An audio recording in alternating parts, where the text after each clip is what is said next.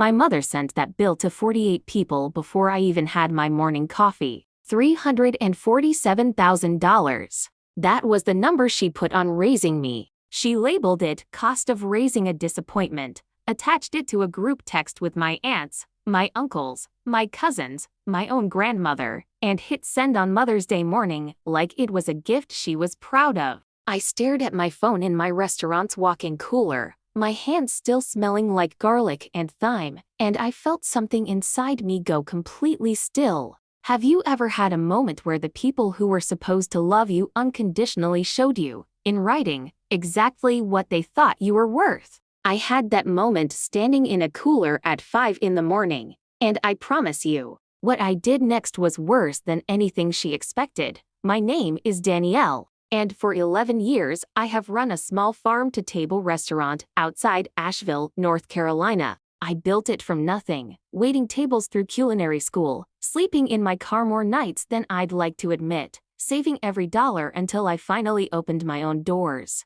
My mother, Carol, never once set foot inside. Not for the opening. Not for the write-up in the local paper. Not for any of it. She always said cooking was a hobby dressed up as a career, and that I should have gone to law school like my older brother. Preston, that Mother's Day morning, my phone buzzed with a notification from a family group chat I rarely opened. Because it was mostly Carol forwarding church newsletters and passive-aggressive memes about ungrateful children. This time it was different. It was an actual itemized invoice, printed on official-looking letterhead she must have made herself. Diapers, school tuition, braces, summer camp, therapy sessions after my father left. Every single expense of my childhood, tallied up with interest, dated, and totaled at $347,412. At the bottom she'd written, "Since you never appreciated what family means, consider this your final bill. Love, Mom." 48 people read that message before I did. Can you imagine finding out your worth was calculated in a spreadsheet and shared with everyone who has ever known you? I remember standing there in that cooler, condensation dripping somewhere behind me, my sous chef calling my name because the delivery truck had arrived, and I couldn't move. My hands were shaking so badly I nearly dropped my phone into a container of stock. 11 years of building something from nothing, and in one text message, my mother had reduced my entire existence to a dead ode. I kept scrolling up, hoping I had misread it, hoping it was some kind of forwarded joke gone wrong. It wasn't. Every number was real. Every date matched my actual childhood. She had clearly spent hours preparing it, which told me this wasn't an impulsive moment of anger. This was something she had been planning, maybe for years. I want you to understand something about my family before I go further. We are large, loud, and deeply entangled in each other's business. Aunts who show up uninvited. Cousins who know your salary better than you do. A grandmother, Eleanor, who has outlived 2 husbands and buried more secrets than anyone realizes. Growing up, I was always the difficult one, the one who asked too many questions, who didn't laugh at Carol's jokes about my weight or my choices. Preston, meanwhile, was the golden child. Law degree, corner office, wife with a tennis membership. Whatever he did was celebrated. Whatever I did was measured against some invisible failure I couldn't see, but everyone else apparently could. When that bill hit the group chat, I waited for someone, anyone, to say something. A single message defending me. Instead, there was silence, then a few laughing emojis from my cousin Rachel, then my Aunt Diane typing, "Well, she's not wrong, lol." Nobody defended me. Not one person out of 48. Have you ever felt so alone in a room full of people who share your blood? I didn't cry. I didn't call her screaming. I did something quieter. I went to an old showbox I kept in my office closet, the one filled with photographs from childhood, and I found the one I needed. It was a picture of me at 9 years old, standing in our old kitchen, holding a birthday cake I had baked entirely by myself for my father's birthday because Carol had forgotten again. In the photo, my father is beaming, his arm around me, and behind us, barely visible in the doorway, is Carol, arms crossed, unsmiling, clearly annoyed that I had stolen a moment of attention. I typed one sentence beneath it and sent it to the same group chat. "This is the cost of raising me. You're welcome." Then I attached a second image, a screenshot of my restaurant's 5-year profit and loss statement, proving I had never asked her for $1 since I was 18. I hit send and set my phone face down on the counter. What would you have done in that moment? Stayed quiet or answered fire with fire? By that evening, my phone would not stop buzzing. Not from Carol, but from everyone else. One by one, family members who had said nothing when the bill went out suddenly had plenty to say once the photo went out. My Uncle Frank called me directly, furious, but not at me. He said he remembered that birthday, remembered how Carol had disappeared for 2 days before it, and he had always wondered why nobody talked about it. My cousin Rachel texted a simple apology, admitting she'd laughed out of nervousness, not agreement.by the next morning. 47 of the 48 people in that group chat had quietly removed themselves, blocked Carol's number, or both. The only person who hadn't reacted at all was my grandmother, Eleanor. And knowing her, I understood immediately that her silence wasn't indifference. It was strategy. Can you believe an entire family turned on one woman within 24 hours, over a single photograph and one sentence? 3 days later, Eleanor showed up at my restaurant unannounced, ordered a cup of coffee, and sat at the counter until closing. She told me something I had never known. My father hadn't simply left our family, as Carol always claimed. He had tried for years to get partial custody of me. And Carol had used every legal maneuver, every manipulation, every lie about his character, to keep him away. Because losing control over the narrative meant losing control over me. The bill she sent wasn't really about money. It was about punishing me for still loving a father she had spent 2 decades trying to erase from my memory. Eleanor had documents,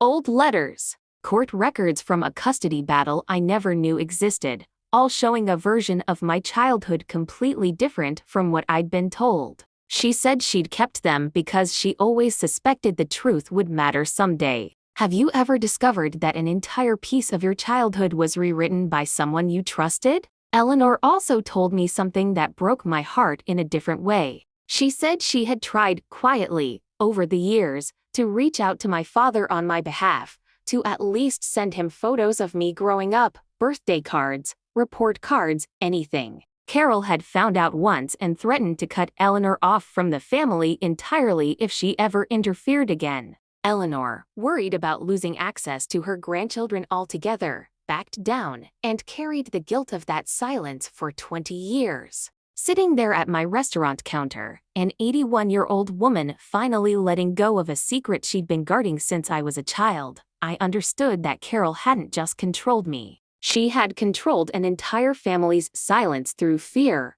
I invited Carol to the restaurant, told her I wanted to talk privately, no cameras, no group chat, just us. She arrived defensive, already rehearsing her justification about tough love and teaching me responsibility. I laid the custody documents on the table between us. I watched her face change from irritation to something closer to fear. I asked her directly why she had kept my father from me for years and then tried to bill me for a childhood she had actively sabotaged. She didn't apologize. Instead, she told me I was twisting the past to make myself the victim, the same line she'd used my entire life whenever I questioned her. I realized sitting there that she would never take responsibility, not for the bill, not for my father, not for any of it. What do you do when the person who hurt you most refuses to even admit it happened? I could have sued her for defamation over that ridiculous invoice.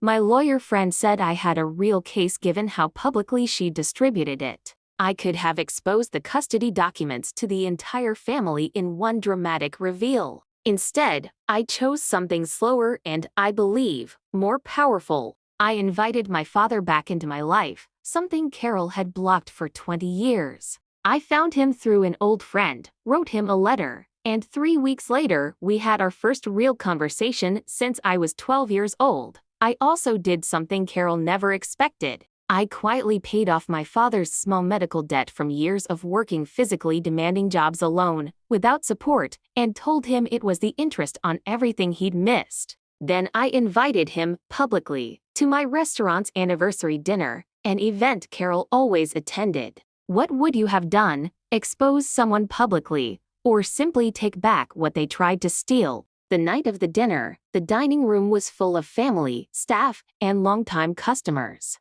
Carol arrived expecting her usual seat of honor. Instead, she found my father seated at the head table beside me, Eleanor on his other side, both of them smiling at her as she walked in. I watched every emotion cross her face: shock, humiliation, and finally something like genuine fear. Because for the first time, she understood that the story she had controlled for 2 decades was no longer hers to tell.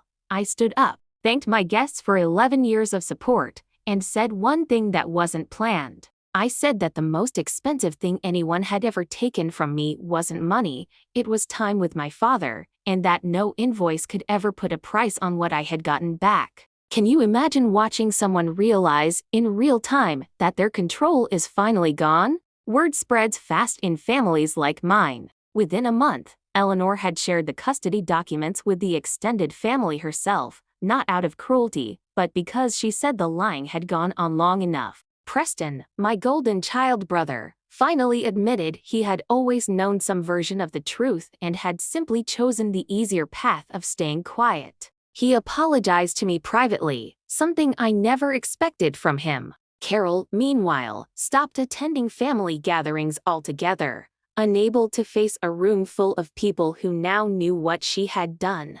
I didn't feel triumphant watching her isolate herself. I felt something closer to grief, mourning the mother I wished I'd had, while accepting the one I actually got. There were nights I cried alone in my apartment, not because I missed her exactly, but because I missed the idea of her, the version I had spent my whole life hoping would eventually show up. Have you ever had to grieve a relationship that technically never ended, but was never real to begin with? My father comes to the restaurant every Sunday now. He sits at the same corner table, orders the same roasted chicken, and tells the same 3 stories to anyone who will listen. Eleanor visits often too, and we've grown closer than I ever imagined possible. Carol and I speak occasionally, brief, careful conversations, nothing like reconciliation, but not total silence either. I've made peace with the fact that she may never apologize. And I've stopped waiting for it. The bill she sent still exists somewhere in a folder on my phone.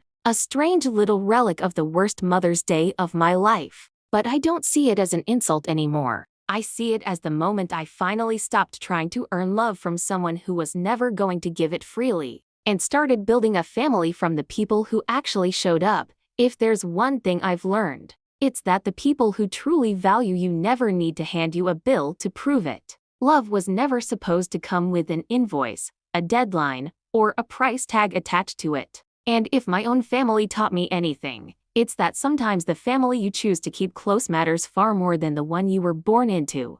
What would you have done if you'd received that text on Mother's Day? Would you have stayed silent, or would you have sent a photo of your own? If my story meant something to you, don't forget to like, subscribe, and share your thoughts in the comments below.